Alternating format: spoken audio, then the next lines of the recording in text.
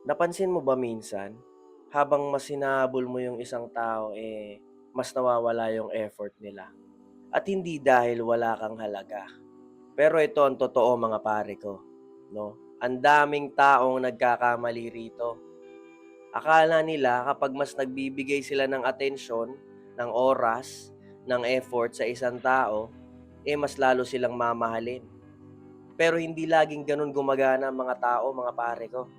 Hindi problema yung pag effort mo sa kanya, 'no, yung pag-aalala mo, yung pagbibigay mo ng oras. Mas maganda yon yung gano'n. Ang problema lang kapag umabot na sa point na ikaw na lang yung palaging naghahanap ng paraan para manatili siya, 'no? Ikaw yung unang nagme-message, ikaw palagi umiintindi, 'no, ikaw palagi nag-a-adjust, 'no? Hanggang sa 'di mo na namamalayan na hindi ka na nagpapakita ng pagmamahal. Humihingi ka na lang ng validation. 'No?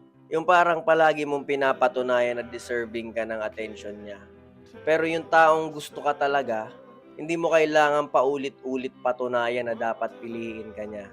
Ang tamang tao, mga pare ko, 'no, hindi mo kailangang habulin para lang makita niya yung halaga mo, okey?